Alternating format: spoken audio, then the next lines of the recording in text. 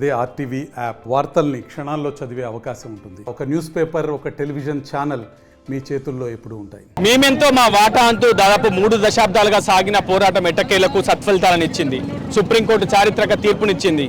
మొత్తం 7 న్యాయమూర్తులతో కూడినటువంటి ధర్మాసనం దాదాపు ఎస్సీ ఎస్టీ వర్గీకరణకు గ్రీన్ సిగ్నల్ చేయడంతో పూర్తిగా అటు తెలుగు రాష్ట్రంలోనే కాదు దేశవ్యాప్తంగా సంబరాలు అంబరాలు అంటున్నాయి. ఒక విధంగా ఇది మాదిగల విజయం అంటూ భారీ మొత్తంలో రాష్ట్ర వ్యాప్తంగా మాదిగలు పూర్తిగా అన్ని చౌరస్తాలకు వచ్చి సంబరాలు అంబరాలు ఇలా జరుపుతున్నటువంటి సిచ్యువేషన్ ఉంది. ప్రస్తుతం మనకు అందుబాటులో మాదిగ దండోర నాయకులు ఉన్నారు. వారు సంబరాలు చేసుకున్నారు. దాదాపు కొన్ని దశాబ్దాల పాటు ఉద్యమాలు నిర్వహించారు. అనేక కేసులు, పోరాటాలు, ఉద్యమాలు చేశారు. ప్రస్తుతం వారి అనుభూతి ఏ విధంగా తెలుసుకునే ప్రయత్నం చేద్దాం అన్న. దాదాపు 3 దశాబ్దాల పోరాటం, దాదాపు అనేక కేసులు, ఒక్కొక్కరి మీద 20కి పైగా కేసులు, పూర్తిగా అక్రమ అరెస్టులు, ఇలాంటి ఎన్నో సవాళ్ళను ఎదుర్కొన్నారు. ఎట్టకేలకు మీ పోరాటం ఫలించింది. ఈరోజు సుప్రీం ధర్మాసనం మీకు అనుకూలంగా తీర్పునిచ్చింది. ఎట్లా ఉంది అనుభూతి? ముందు మాదిగ అమరవీరులకు జోహార్లు అర్పిస్తూ మా నాయకుడు మందకృష్ణ మాదిగ గారు 3 దశాబ్దాల ఉద్యమంలో మరి ఎన్నో ఆటంకాలు ఎదురైనా ఎన్ని ప్రభుత్వాలు ఉద్యమాన్ని చీల్చి చెండాలన్న ఒకే తాటి మీద తీసుకొచ్చి ఈరోజు విజయం సాధించడం నిజంగా మాదిగ దండోరా మాదిగ ప్రజలందరూ మందకృష్ణ మాదిగ గారికి రుణపడి ఉన్నారు. ఆయన అవమానాలు పడ్డాడు, బాధలు పడ్డాడు, జైలుకు పోయిండు, నిందలు పడ్డాడు, మరి కాలి నడుకతో నడిచాడు, కారం మెతుకులు తిన్నాడు. జాతిని ఆత్మగౌరవాన్ని ఢిల్లీ దాకా తీసుకుపోయి ఈరోజు సుప్రీంకోర్టులో కూడా ఒక సామాజిక న్యాయం ఎవరంటే మాదిగలు అనేది కూడా జడ్జిల ద్వారా తెప్పించిన వ్యక్తి ఎవరంటే మందకృష్ణ మాదిగ గారు. ఇక్కడున్న మేము మరి ఆయన ప్రయాణంలో 3 దశాబ్దాల్లో మరి జైలుకు పోయాము, మరి కాలినడక నడిచాము, సైకిళ్ళు దొక్కాము, మరి లేవంటే పస్తులు పండుకున్నాము. అన్ని ఇబ్బందులు పడి కూడా ఈ ప్రభుత్వాలు మమ్మల్ని అన్ని ఇబ్బందులు పెట్టి నిర్బంధం పెట్టి కేసులు పెట్టినా ఈరోజు కృష్ణమాది గారి వెనక నడిచాము. ఆయన అందించిన విజయంలో మేము భాగస్వాములు అయినందుకు కూడా చాలా గౌరవపడుతున్నాం. అంటే ఎంఆర్పిఎస్ ఏర్పడినప్పటికీ మీ పోరాటాల కోసం ఒక సమాజాన్ని మీరు సంఘటితం చేసినప్పటికీ అనేక చీలికలు కూడా జరిగాయి. అనేక ప్రభుత్వాలు మిమ్మల్ని ఓటు బ్యాంకుగా చూశాయి.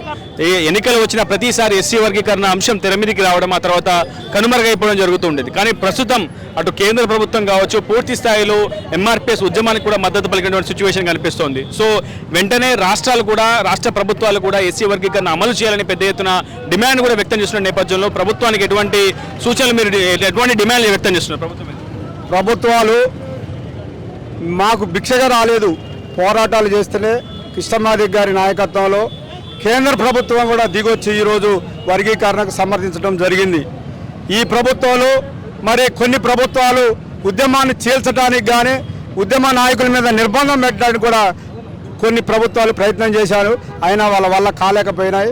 ఈ రోజుకైనా మరి ఏదైతే కేంద్రం తీర్పు అయితే ఇచ్చిందో సుప్రీంకోర్టు, దాన్ని అమలు చేయడం కాడ ప్రభుత్వాలు చిత్తశుద్ధి ఉపయోగించాలనేది కూడా మేము డిమాండ్ చేస్తున్నాం.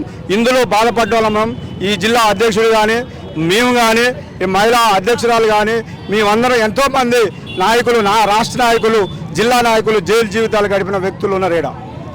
ఈరోజు మా ఆత్మగౌరవాన్ని ఈరోజు మేము చెప్పుకోదగిలింది అంటే మేమేదో 3 దశాబ్దాల ఉద్యమంలో ఈరోజు వర్గీకరణని మేము చూసి మాకు ఇంకేం కావాల్సిన అవసరం కూడా లేదు.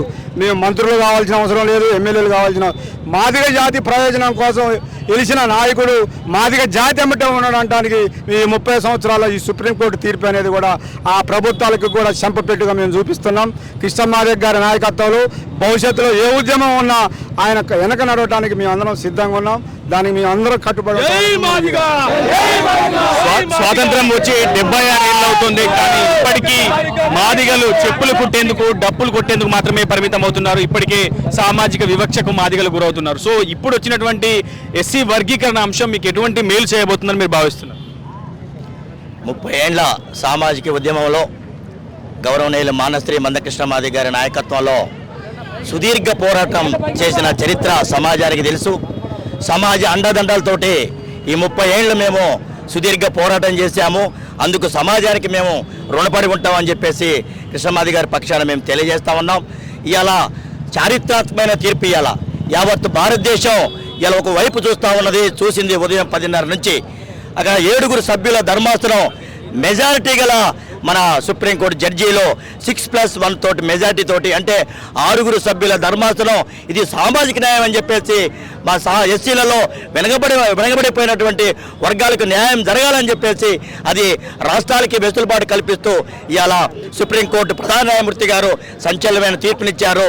ఇది కృష్ణమాది గారి విజయం, సమస్త అణగారిన వర్గాల విజయం అని చెప్పేసి మేము తెలియజేస్తా ఉన్నాం. మొత్తంగా జనాభా ప్రాతిపదికన రిజర్వేషన్లు అమలు కావాలని మొదటి నుంచి కూడా కోరారు. ఉద్యోగాల కల్పన కూడా మాదిగలకు కల్పించాలని మొదటి నుంచి పెద్ద ఎత్తున డిమాండ్ చేశారు. కానీ ప్రతి ప్రభుత్వం మీకు అన్యాయమే చేసింది. కానీ ప్రస్తుతం అటు పూర్తిగా సుప్రీం ధర్మాసనం ఇచ్చినటువంటి తీర్పు పట్ల సంబరాలు అంబరం అంటున్నప్పటికీ ఇంకా ఏమైనా ఆవేదన ఉందా మీలో? ప్రస్తుతం ఈ యొక్క చర్య మీకు పూర్తిగా అన్ని సత్ఫలితాలు ఇస్తుంది అనుకుంటున్నారు? 30 సంవత్సరాలుగా మాదిగలు సుదీర్ఘమైన పోరాటం, ఆత్మ బలిదానాలు, ఎన్నో కేసులు, కార్యకర్తలు, లీడర్లు భరించి 30 సంవత్సరాల తర్వాత ఇప్పుడు మాదిగల చిరకాల స్వప్నమైనటువంటి కోరికైనటువంటి ఎస్సీ రిజర్వేషన్ల వర్గీకరణ సుప్రీంకోర్టు ధర్మాసనం తీర్పునిచ్చి రాష్ట్రాలకు చేసుకునే అధికారం ఇచ్చినందుకు మేము పూర్తిగా స్వాగతిస్తున్నాం. 30 ఏళ్ళుగా దీనికి ప్రధాన నాయకత్వం ఇస్తున్న కృష్ణమాది గారికి, అదేవిధంగా సహాయక పాత్ర పోషిస్తున్నటువంటి మిగతా ఎంఆర్పిఎస్ మాదిగ సంఘాలు, వంగపల్లి శ్రీనివాస్ గారు, పాపయ్య గారు, రవి గారు, మిగతా సంఘాలు అందరి సహాయక పాత్ర పోషించారు. ప్రధాన పాత్ర పోషించిన కృష్ణమాది గారితో పాటు నరేంద్ర మోడీ గారికి, ప్రతిపక్షంలో ఉన్నటువంటి మల్లికార్జున ఖర్గే గారికి మేము నిజంగా స్వాగతం పలుకుతున్నాం, ధన్యవాదాలు చెప్తున్నాం. రేవంత్ రెడ్డి గారు ఇప్పుడు అసెంబ్లీలో కూడా గంట క్రితం ఒక ప్రకటన చేశారు.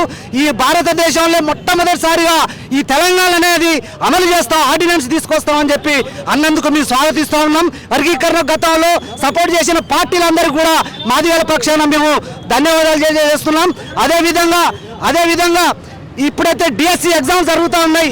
ఈ డిఎస్సి ఎగ్జామ్స్ని నిలిపివేసి ఈ వర్గీకరణ జరిగినాకనే ప్రస్తుతం జరుగుతున్న ఉద్యోగ ప్రక్రియ మొదలు పెట్టాలని చెప్పి కూడా ఈ రాష్ట్ర ప్రభుత్వానికి విజ్ఞప్తి చేస్తున్నాం.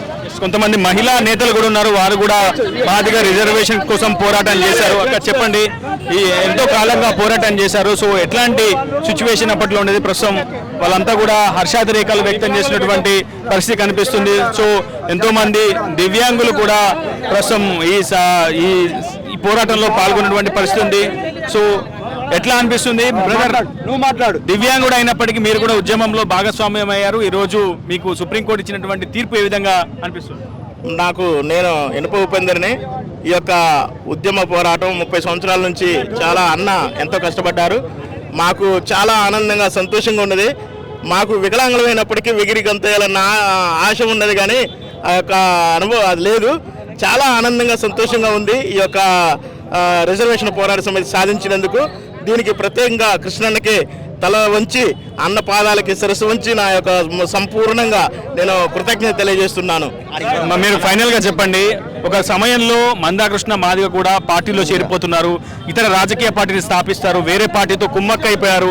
అసలు సమాజాన్ని కావచ్చు, ఎంఆర్పిఎస్ ని కక్కావికలం చేసే ప్రయత్నం చేసిన అనేక ఆరోపణలు అటు ప్రతిపక్షాలు కావచ్చు, ఇతర పార్టీలు కావచ్చు, శత్రువులు అనేక విమర్శలు చేసినటువంటి పరిస్థితి. సో ఈ నేపథ్యంలో మీ సమాజాన్ని సంఘటితంగా ముందు తీసుకెళ్లినటువంటి మందాకృష్ణ మాదిగకి ఎటువంటి అభినందనలు చెప్తారు? ఈరోజు మన ఎంఆర్పిఎస్ ఉద్యమంలో సుదీర్ఘ పోరాటం చేసి 30 సంవత్సరాల చరిత్రని తిరగరాసిన మందాకృష్ణ మాదిగ గారికి వికలాంగుల హక్కుల పోరాట సమితి నుంచి మేము అందరం కూడా ధన్యవాదాలు తెలియజేస్తున్నాం. ఈరోజు సుప్రీంకోర్టులో ఈ తీర్పును చూసి ఒక్కొక్కళ్ళు వికలాంగులు ఆనంద బాష్పాలు, అన్న సాధించిండు, అన్న కారం తిని కట్టెలు తిని, ఈరోజు ఎన్ని పార్టీలు, ఎన్ని అవరోధాలు, ఎన్ని ఆటంకాలు. మరి ఇదే మన కేసీఆర్ గారు ఇదే మన సెంటర్లో ఇక్కడ నిమ్మరసం ఇస్తే ఆయన బతుకు కోసం ఆయన కృష్ణమాదిగ గారు మేలు కోరితే దేవుడి గారిని చంపడం కోసం ఎన్నో ప్లాన్లు చేశారు, జైల్లో పెట్టి అనగదొక్కాలన్నాడు, అని చేస్తా అన్నాడు. ఈరోజు ఆయనే అనిచేసిండు, ఆయన్నే అనగదొక్కారు. దేవుడే చూశాడు. ఎన్ని ఆటంకాలు, అవరోధాలు ఎదురైనా ఖచ్చితంగా తమ లక్ష్యాన్ని చేరుకున్నామని చెప్తున్నారు. ఇప్పటికే సుప్రీం ధర్మాసనం కూడా అనుకూలంగా తీర్పు ఇవ్వడం పట్ల ప్రస్తుతం రాష్ట్ర వ్యాప్తంగా సంబరాలు అంబరాన్ని అంటున్నటువంటి పరిస్థితి కనిపిస్తుంది. ఇది నాయకులతో రిపోర్టర్ ఉదయ్, RTV ఖమ్మం నుంచి. మరిన్ని వీడియోస్ కోసం ఛానల్ ని సబ్స్క్రైబ్ చేయండి, లేటెస్ట్ అప్డేట్స్ కోసం వాట్సాప్ ఛానల్ ని ఫాలో చేయండి, అండ్ లింక్ డిస్క్రిప్షన్ లో ఉంది.